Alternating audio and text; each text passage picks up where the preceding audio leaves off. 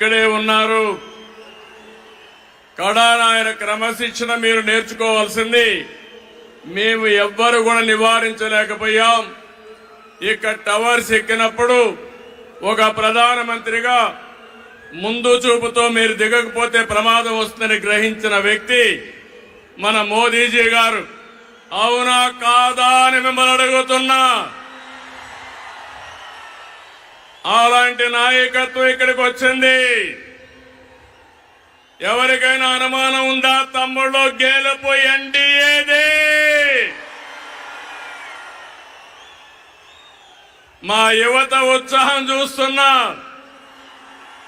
మా ఆడబిడ్డల పట్టుదల చూస్తున్నాం. ఈరోజు మీరందరూ కూడా మోదీజీ గారి నాయకత్వంలో అండగా ఉంటామని చెప్పడానికి వచ్చారు. అవును అంటే గట్టిగా చప్పట్లు కొట్టి చెప్పండి అవునని.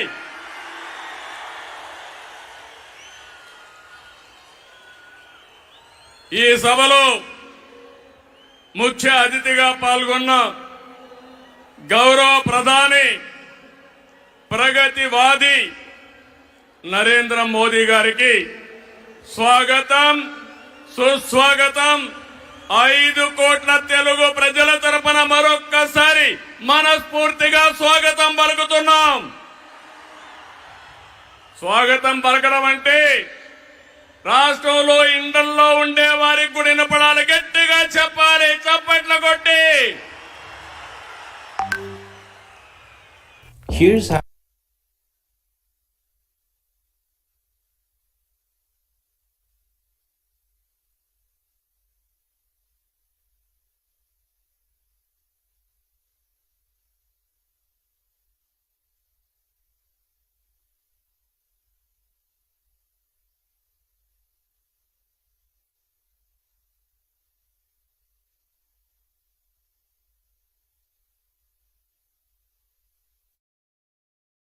జీవితాల్ని నాశనం అయ్యాయి.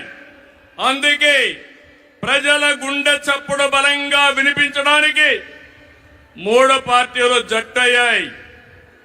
రేపు జరిగే ఎన్నికల్లో మీరివ్వబోయే తీర్పే ఈ రాష్ట్ర భవిష్యత్తును నిర్ణయిస్తుంది.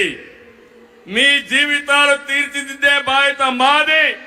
మీ మద్దతు ఆశీర్వాదం మాకివ్వాల్సిందిగా మరొక్కసారి మిమ్మల్ని అందరినీ కోరుకుంటున్నాను. 3 పార్టీలు జెండాలు వేరు కావచ్చు, మా జెండా ఒకటే. అదే సంక్షేమం, అదే అభివృద్ధి, అదే ప్రజాస్వామ్య పరిరక్షణ. అదే సమయంలో ప్రజల కోసం తప్పించి పవన్ కళ్యాణ్ గారికి కూడా అభినందనలు, ధన్యవాదాలు. మోదీ గారు ఒక వ్యక్తి కాదు,